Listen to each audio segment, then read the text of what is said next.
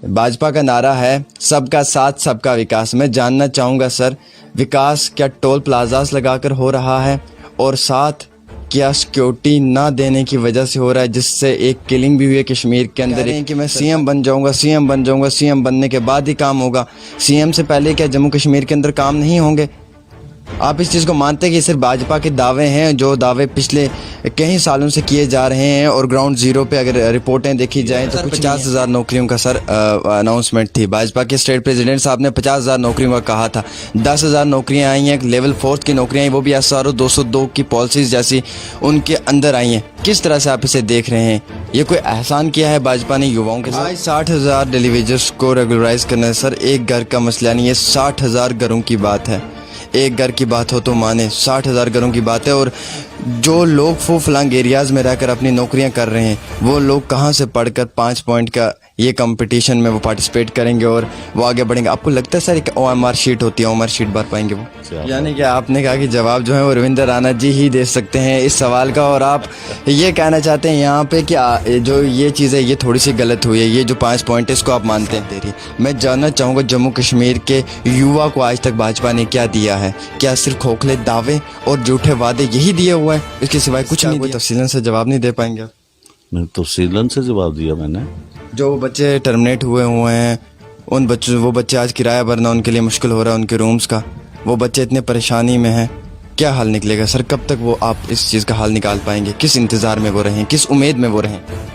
आदाब नाजरीन, आप देख रहे हैं डेली तस्कीन न्यूज़ 24/7 और मैं हूं आपका मेज़बान आमिर सुहेल। एक बार फिर से आपका स्वागत करता हूं। आप लोग जानते हैं कि इस यूनियन टेरिटरी जम्मू कश्मीर के अंदर अभी भी इतने मसले मसाइल हैं कि जिन पे जितनी बातें की जाए उतनी कम है। और आप लोग जानते हैं कि भाजपा का एक नारा है सबका साथ सबका विकास। अब हम जानेंगे कि सबका साथ कहाँ पे और सबका विकास कहाँ पे, किस तरह से जम्मू कश्मीर के अंदर विकास हो रहा है। इसी सब पे मेरे साथ बात करने के लिए XMLA राजेश जी मौजूद हैं और ख़ास बातचीत होगी और तफसीलन सी बात होगी और उसके अंदर जो जम्मू कश्मीर के खास मुद्दे हैं, SROs, डेलीवेजर्स, उनके साथ ही साथ जम्मू कश्मीर के हालात और वाक़ात पे भी होगी। सर आपका स्वागत है डेली तस्कीन में। धन्यवाद जी।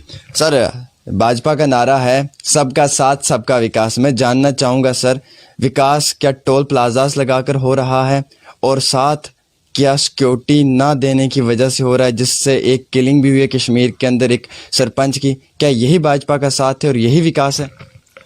ऐसा है कि सिर्फ एक इंसिडेंट ही सारे चीज़ों को बयान नहीं करता जी। अजय पंडिता की जो किलिंग हुई है उसके लिए हम सभी में रोष है, हम सब उसकी निंदा करते हैं।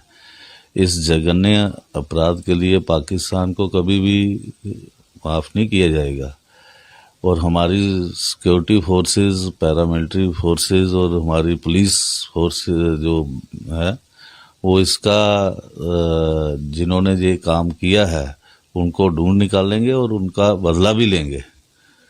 और जहाँ तक आपने दूसरा सवाल किया टोल प्लाजा का, जैसे हमारे अध्यक्ष जी ने कहा है, हम उनके साथ खड़े हैं और जो लड़ाई वो लड़ रहे हैं हम कंधे से कंधा मिलाकर उनके साथ। सर उनका फरमाना है कि सीएम बनने के बाद ही टोल प्लाजा को उखाड़ा जाएगा। क्या सीएम से पहले जम्मू कश्मीर के लोगों के काम नहीं होंगे?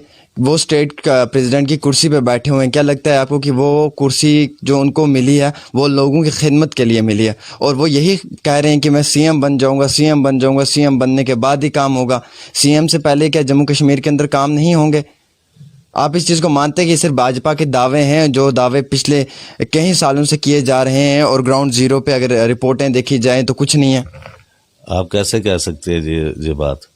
अभी जो पिछले एक साल के अंदर देखिए 370 जहाँ से हटाई गई, 35 जहाँ से हटा, राम मंदिर का निर्माण, जहाँ 3 तलाक का जो विषय आया, ये सारे भाजपा ने ही तो किए। और किसने किए?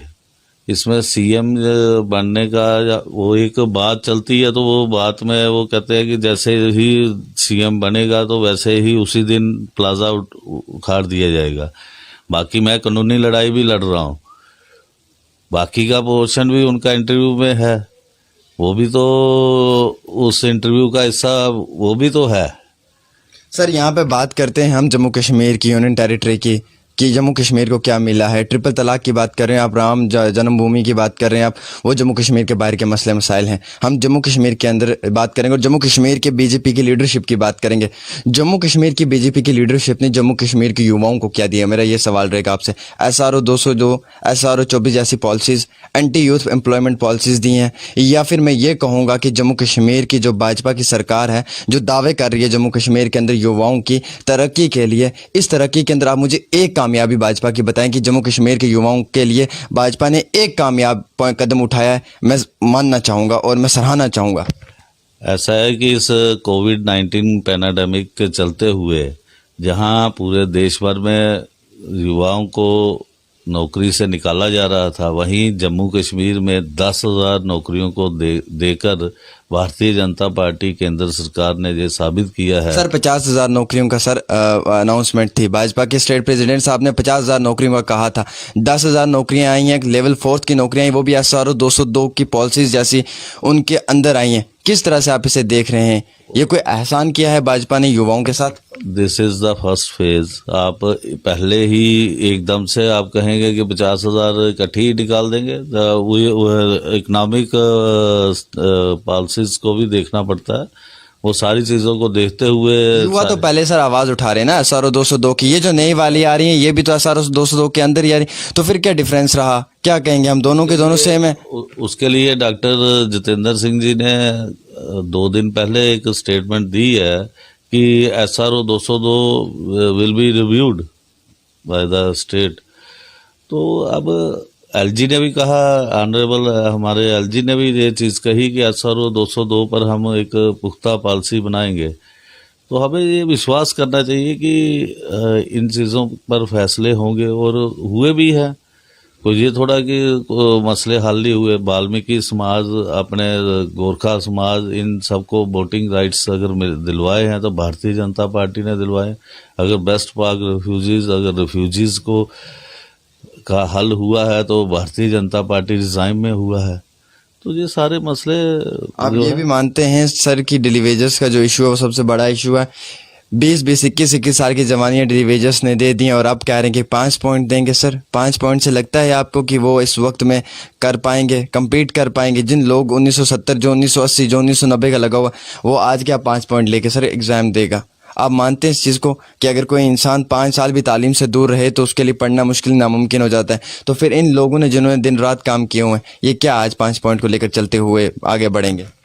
ऐसा है कि जो बात आप कह रहे हैं वो आपके नज़रिए से कहीं तक ठीक हो सकती है, पर उन्होंने भी एक उनके लिए एक सॉफ्ट कॉर्नर रखा है कि हाँ जी, जो डेली वेजेस लगे हुए हैं पिछले 20 सालों से, 25 सालों से, उनका भी ख्याल रखना है।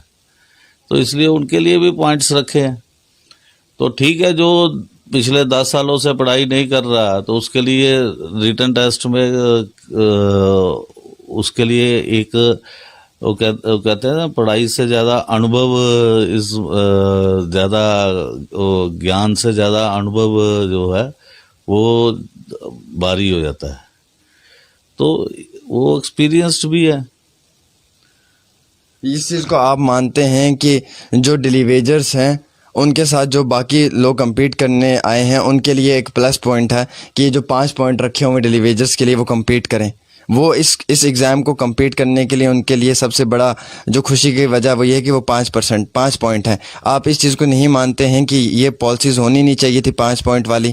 क्योंकि 20-21 साल मुलाजमत करने के बाद अब परमानेंट होने के टाइम 5 पॉइंट की बात की जाए तो वो कितना बुरा लग सकता है, या फिर उस इंसान के लिए कितना मुश्किल का सामना करना पड़ सकता है। इस बात को आप मानते हैं? बात यह है कि जब डेली वेजेस को रेगुलराइज करने का विषय था तो असेंबली में सबसे पहले हम ही ने उठाया था। तो उसके बाद ही ये बात पास हुई थी कि कोई भी नया डेली वेजेस नहीं रखा जाएगा, कोई कैजुअल बेस पर या कोई डेली वेजेस नीड बेस, इस तरह का कोई भी वर्कर और आज के बाद नहीं रखा जाएगा। और ये आप अच्छी तरह से जानते हैं कि पिछले 3 सालों से कोई भी एडिशनल रिक्रूटमेंट नहीं हुई है।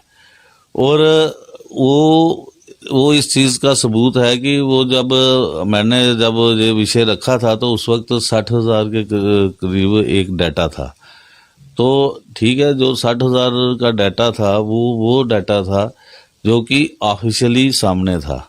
अनऑफिशियली भी कुछ लोग थे, तो इसलिए उनको रेगुलराइज करने का एक सिलसिला जो है वो एक भारतीय जनता पार्टी की सरकार में शुरू हुआ और चला हुआ है।